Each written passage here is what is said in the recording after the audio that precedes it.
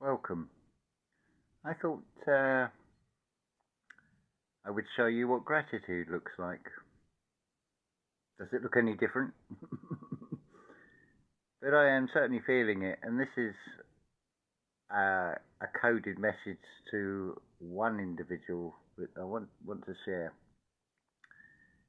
It will lead somewhere. So I was looking at the landscape, and I was touched by the right hand of God, you could say. Oh, hello. Is Junus, and just like Moses lifted up the serpents, and Jesus says the Son of Man must be raised up, we come full circle because Junus must be raised up. And it comes full circle when you understand the symbolic and the alchemical significance of the brass serpent representing Jupiter and Venus, masculine and feminine. Hence, we also have Junus, named after what has everything in hand around us. And Junus, you do need to be raised up because you're sitting on my notes. I've actually made notes, if I can get to them, of course, which might be difficult at the moment. So, the topic of the video, we're not even going to go into etymology, we're just going to go into, I suppose we could call it audiology, the study of sound. So the topic that rears itself is censorship. But let's look at this reality, because it is a beautiful thing of contrast. Let me put it to you this way. Imagine that you have never ever seen a human being before, something totally new, and you're presented with one single solitary human being. So what can you now say about this human being? Could you describe that human being as being tall, as short, as being thin, as being fat, or anything else? Because there is nothing in which to compare with.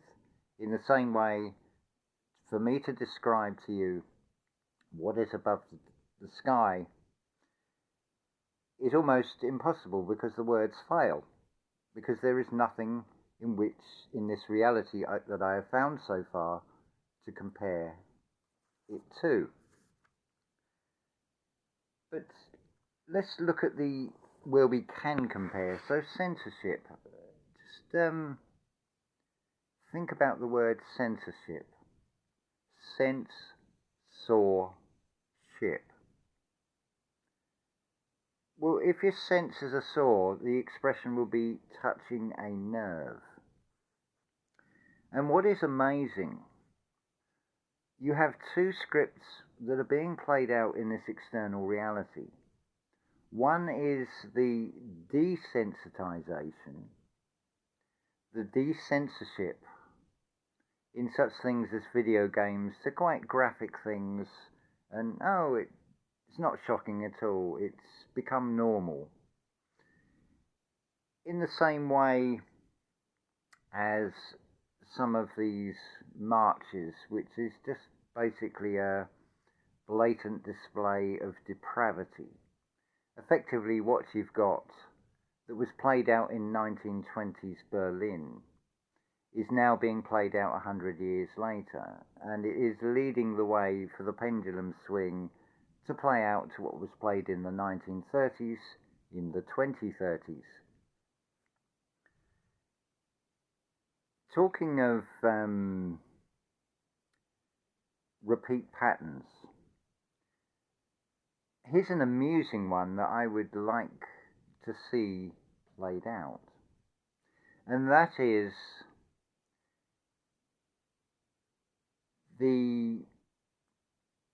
someone to come forward and disprove the data that Archaics is showing.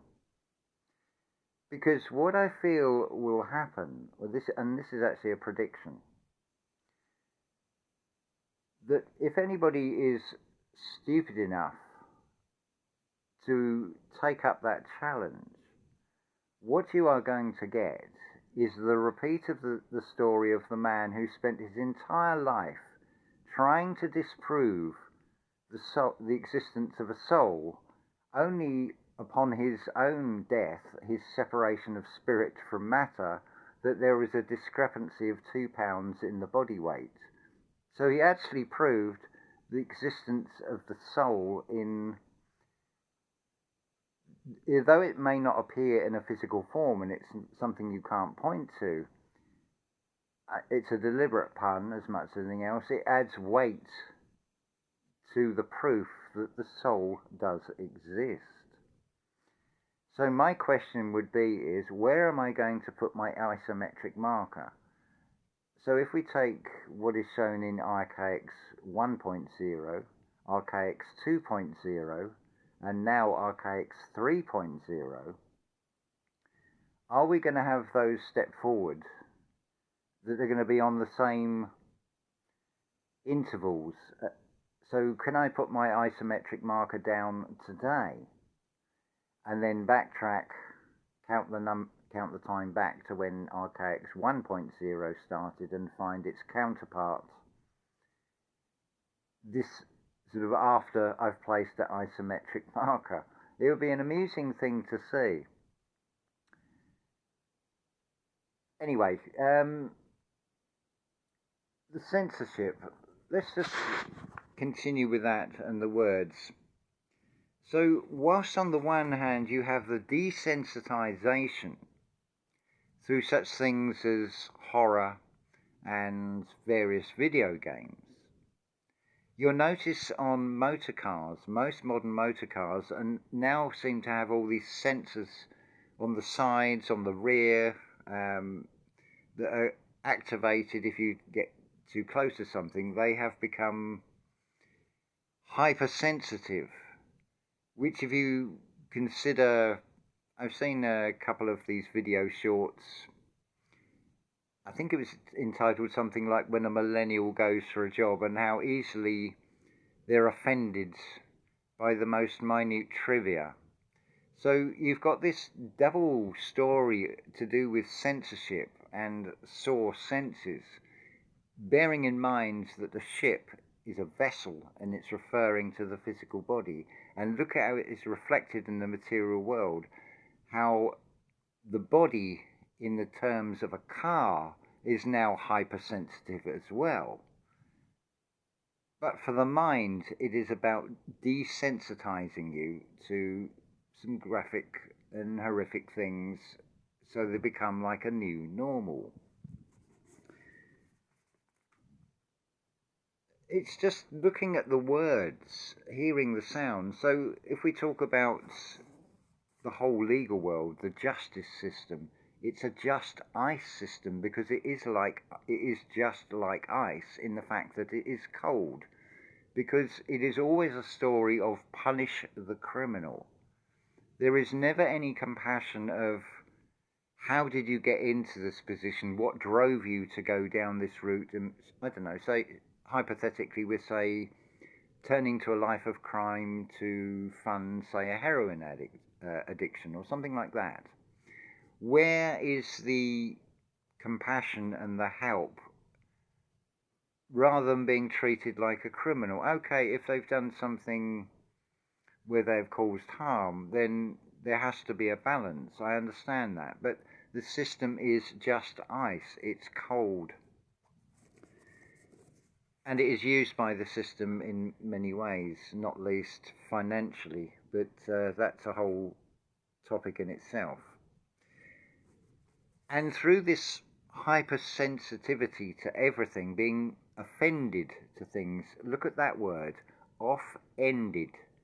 In other words, if there is a mutiny on the vessel and you were the captain of that ship and the crew turn against you, you'd be made to walk the plank in this sort of whole scenario of pirate ships and such like. You would be off-end dead. You would be cast out from that vessel. it's referencing that when you are triggered with the emotions at the slightest little thing that is said, that you're no longer the captain of your vessel. The emotions have taken over. The crew have mutinied, in other words. I actually made some notes. It's interesting, I had a message today saying I'm a brainiac, and it's like, do you ever give your mind a rest? Well, have you ever tried to meditate and still the mind?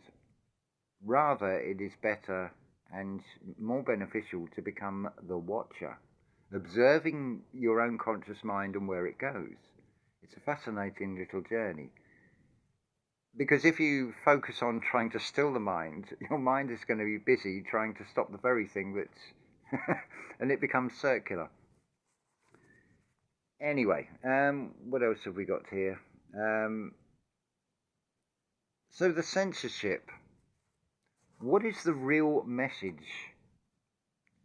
Oh, I can't say this, I can't say that.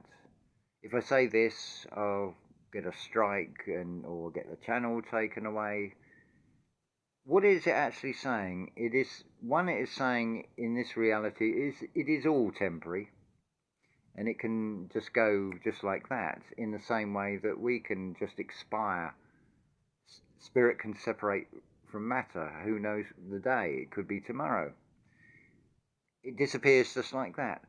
But far more important than that, the censorship is actually guiding. It is actually saying, use your imagination, be creative in how you say things. Don't see, I've now got this wall that won't let me say this. Do exactly what is reflected in this reality. If there is an obstacle in the way, then you find a way around it. Like in a road network, you create a bypass to go round something. A railway line will follow a course which will be easier around more hilly terrain, or it may be a tunnel that bores through it and takes a more direct route. It's what I referenced into things like tarot card readings. It is your higher self taking a bypass route to communicate to your lower self and the aspect of you that is in this reality. So, yes, something else that is very much reflected when you look externally, because you can observe and you can compare. And I would imagine there's rather a large number of people from varying degrees of perception that would say that all the institutions, all the governments and so on are corrupt.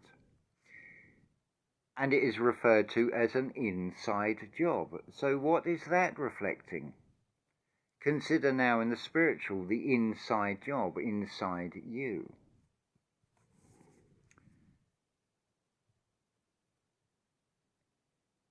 It comes down to asking questions. And it's not something I haven't said before, but just asking questions. As king, quest I on. Is it not the way to be, to act like a king, to adopt the role of a king? So as king, when you are asking, your quest eye, your mind's eye, is on. It is taking in what is being observed with your physical eyes. It is weighing things up inside. A term that is often used is person. Now, I don't want to go into the legal definitions, but person, you as an individual physical being are a person, because you have a light inside. There is one, because there is only one per sun. It's within inside you. It is the light inside you, although it could be viewed from a perspective that many are not soul-carrying vessels.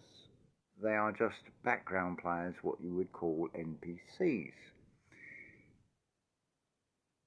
That would come down to your perception. I'm not saying that is the case. I'm not saying that from a position of judgment. I'm just saying it from a perception of being able to compare and observe the outside world. What else have we got here? Another thing that is perhaps maybe a little puzzling, that doesn't quite sit right. And I imagine that many of you may have one of these in the garden or perhaps in your house, and that is a little statue of a Buddha. On the one hand, you have this contented, smiling being, but would it be fair to say that he's rather on the obese side? That would imply some sort of gluttony. Until you realize what is symbolically being shown there. You'll notice that the Buddha is hairless. Behind the Buddha, he sits under the Bodhi tree. The Buddha tree, that is your spine. What the depiction of the Buddha is an externalized interpretation of what is inside. The spirit that has expanded. So it's not actually a fat man at all. It's the inner man. That's why he's hairless. That's what it is showing to you. Another thing that sort of has come to me. This may be a long video, by the way. The often quoted saying, to understand the universe is to understand 3, 6 and 9 by Nikola Tesla. I wouldn't say that is wrong. Rather, I would say that is only a quarter of the story. So, if you're watching this on a computer and you have a cell phone nearby, look at the keypad. Now, we're going to have to swap the line 1, 2, 3 with a 7, 8, 9. We'll leave the 4, 5, 6 where it is on that keypad, and we'll flip the 0 to the top. So now if we follow what I would suggest references the spiritual path, the 1, the 4 and the 7, if we consider the 1 is the individual 1, the 4 is the heart chakra, it's the center between the 1 and the 7. The 7 is the 7 energy centers, the 7 chakras. The 1 in 7, or the 7 becomes 1 when they are fully activated, and they are heart-centered, which is represented by the number 4. That ends with a number 7, which is associated with being a divine number and associated with a completion. Now let's look on the other side to the 3, 6 and 9. In this you have the number 9, which is associated with completion. The 6, I would suggest, is referring to the 6th chakra or the mind's eye. The 3 is the mind, body and soul. When they come together, when you become that 1, the trinity inside yourself, you find the 6, which leads to the 9, the completion. So what else is between those two? You could see those as your twin caduceus, as it were. The 1, 4, 7 and the 3, 6, 9. Now the middle path between those is the 2, 5, 8. Now the significant difference here, whilst the 7 and the 9 both lead to a completion, the 8 is the symbol of infinity. But what does the 2 and the 5 represent? I would suggest it represents the divine masculine and the divine feminine, the 2 hemispheres of the brain, the conscious and the subconscious, bringing them together within the 5-sense physical being, which leads to discovery that you are an immortal soul, represented by the number 8. But all these numbers, just like the keypad, if you've flipped it over, as it were, the 0 at the top, it all comes from nothing. It is something from nothing, but it is still a thing. And consider what is in the middle of thing is the word in. The G on thing, I would suggest, references Gaia. it's like the letter C, but it has a hook to it, or like a little T on that symbol for the letter G. The T, as I've explained, is your higher self at its highest, yourself at your highest level. The I with the horizontal at the highest level, which forms the capital letter T, followed by the H, which represents human. And then you've got the in, earth. So it's God in human form in earth. There's the thing, whether it be no thing or something, it is still thing. If it is not a thing, it is still a thing. It comes out of the unseen, you could say. It all starts with the no thing, which is a circle, which is a whole, which is the completeness. It is the 1 to 9. I'm sure you've heard about squaring the circle, what I've suggested before. What about circling the square? Also, if you think about this, the X marks the spot, whether it be a cross or a letter X. What intersects those two straight lines is the point of everything, which is you. You are the center point.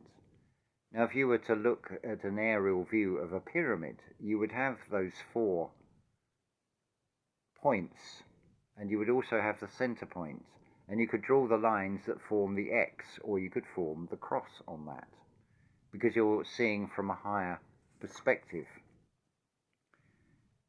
But the 369 and the 147, can I give you any more evidence of this? And the answer actually is yes. Excuse me, June, so I'm going to have to move the book. So this I'm going to also propose is also further self-proving reference to the Phoenix years, to Chronicon, and to this reality. Let me explain. If we take the reduction of every Phoenix year in the Anno Domini calendar, so the first appearance is in 108 AD, so 1 and 8 makes 9. The next one is the year 246 AD, which comes to sum of 12, which reduces to 3. Then we come to 334 AD, which comes to 15, so you add the 1 and the 5 and you get 6. And you'll get this repeat pattern. It starts with a 9 and it ends in a 9 with 2178 if you add these numbers up. It's 18, so 1 and 8 makes 9, so it's a completion. Interestingly though, if my calculations are right, the equivalent of 2178 is 6062 on the Annus Mundi, which actually comes out to a sum of 5. What I would suggest is being revealed there. The sum of 9 in the Anno Domini indicates a completion. This is the only time that I have found the number 5 in a reduction sum from the Phoenix years in either calendar. And so it ends in a 5. So I would suggest that is the end of the 5 sense human being by that stage. Now, what is interesting with this, when we turn to the Annus Mundi and we do this reduction from the Phoenix year sums, we have, excuse me one moment. Well, I can't moan about what you could say was an interruption. It was the neighbour that's just presented us with this lovely tray of these massive tomatoes. It followed because I did a friendly gesture some months ago and gave them, I can't even remember, some of the produce that we've got here. So how beautiful is that? And in the moment, totally unexpected, unplanned. Anyway, getting back to this. So when you look at the Anno Domini years, so if we look at the year 1902, its sum is 3. Its equivalent in the Annus Mundi is 5796, which comes out a sum of 9. And what happens is, between these two calendars, 9 becomes 6, 3 becomes 9, and 6 becomes 3. They don't line up, so you never get where it is a phoenix year in one calendar is a 6, and it is also a 6 in the Annus Mundi. May have to replay this and to grasp this. I have the piece of paper in front of me, but I have posted this as a community post, and I have spoken about this before. Now here is the amazing thing. So when we're in the Anno Domini years, whether you're using the Gregorian or Julian calendar, using the AD system, or the Annus Mundi, you'll get that cycle of 369, 369, 369, a repeat pattern, with both of them. Now when we turn to the BC era, things change. So the first year counting back, where there was a phoenix phenomenon every 138 years, is 31 BC, which is a 4. 4 is a door, because it's leading into the next era. We're stepping from BC to AD, you could say. When we go back 138 years, we come to 169 BC, the sum of 7. Prior to that, 307 BC, the sum of 1. And we can keep going back, and I took this right back to 3895 BC, which comes out as a sum of 7. Now, when we turn to the Annus Mundi, obviously year 1, which is 3895 BC, is the sum of 1. That has a sequence of, on the Annus Mundi, running from year 1 right down to 3865 Annus Mundi, which is 31 BC. You have this sequence of 147, 147 repeating. That's in the Annus Mundi. But then when we turn to the Phoenix years in the BC calendar, it goes in reverse. It goes 741, 741, 741. So when you have a Phoenix year that is a 4 in either calendar, they will both come out as a 4, but the 1 and the 7 will flip over. They will keep reversing between the two calendars. See, this is another example of how we can compare with something else in this reality. In this particular instance, it's between two calendars. So whilst the 4s line up, the 1s and the 7s flip. So in a way, you could say this is like the mathematical equivalent of what is shown with this physical reality, that land becomes sea and then sea becomes land, and it keeps flipping over, and you get this layering, and that is reflected in the sum total of these years, the sum of the reduction of the numbers. Hopefully I've explained that, but just to recap, so if we take the year 2040, discount the zeros, so you're left with 2 and 4, so 2 and 4 makes 6, so that year is a 6. So let's take, yes, here's an interesting thing. Obviously year 0, the BC to AD changeover, its equivalent in the Annus Mundi is 3896, which comes out as a sum of 8. Isn't that interesting? So there's no reference here really of the 2 and the 5, except that one reference to the 8, which I've just explained. And if we take the projection of the Annus Mundi to 6062, which is 2178, that's the only time the 5 appears. I have not been able to find any examples where the sum of the year becomes a 2, which is interesting as well. So you've got the 369 sequence and you have the 147 sequence. Again, think back to the explanation of the phone keypad. and the 1 and the 7 and the 4 in the middle of that, and the 3 and the 9 in the middle of that is the 6. They're like your two caduceus. But then you've got the 2, 5, 8, but it's not showing as a pattern within either of these calendars. I just found that very interesting, but I feel it does reflect something about this reality. We've had the 147 sequences, we now have the 369 sequences, but they're not quite lined up, which I would say also reflects why have we got 365.24 days in a solar year. Wouldn't it have been easier to just adjust all the clocks and add nanoseconds to a second so it still comes out as 360? So it's reflected how things are sort of slightly out of sync in this reality, just purely on looking at that. What else have we got here? Yes, so the isometric marker for the Chronicon, please someone come forward and try and disprove it.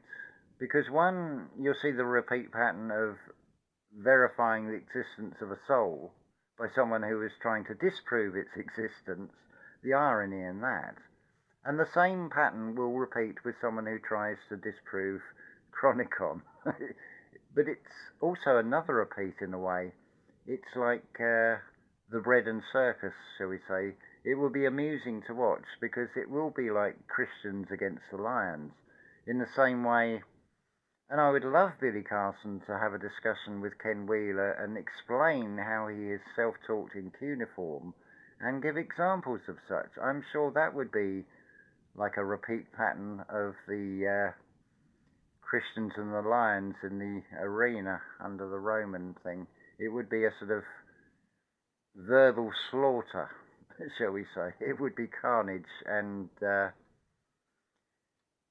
ones that are sort of self-inflated by the ego would be turned into the fool, which is represented by 0 in tarot cards. It's just,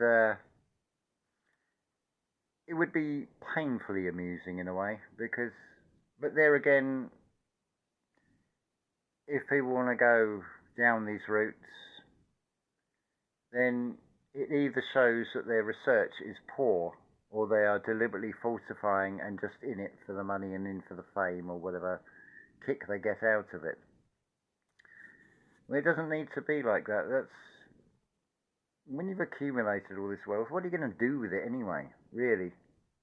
And it's not even true wealth. How satisfying will it be? I'm going to leave you with a sort of a question to ponder. Now, the question is to your conscious mind.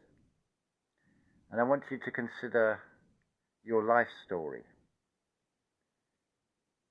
Would you have chosen that life to come into that body and have all those experiences? I wonder how many of you would actually say yes to that. I think that's a good place to end this video. I think that's something deep to ponder.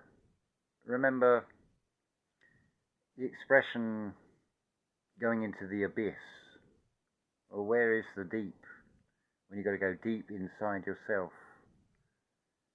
See, there's another prime example of an inside job. You have to go into the abyss. You have to go deep within inside yourself. It is also referred to as dark night of the soul. It's somewhere unpleasant, but it is something worth sitting through. It's something Lana A. Labonte, shout out to her channel. If you don't feel the pain and experience the pain, how will you know the joy? We're in a realm of duality and a realm of contrasts. This is why trying to describe something unearthly and outside of this reality, the words fail, because there is nothing to compare to, but there is plenty that you can compare to. The whole aspect and perspective of censorship, the sensitivity, being desensitized. You see how you've got multiple stories being played out, but there is also an internal journey to find. So it's not just taking the route of 147, it is not also understanding the universe from 369. It is appreciating there is a 258 and there is a great big zero, a great big nothingness, the complete whole, the all of it. The all is also the whole. So you could say it's the omega as much as it is the alpha. But what comes next? Whether we're talking in terms of when spirit separates from matter and you lose that 2 pounds in weight for the physical body, what exciting new thing comes next? And more importantly, in a way, and how exciting is just the concept and the thought exercise 6062, when it becomes a 5, what comes after this era, this age, this present form of humanity?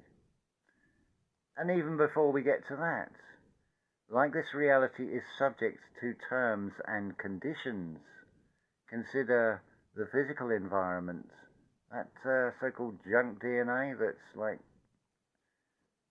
what's the point of it being there?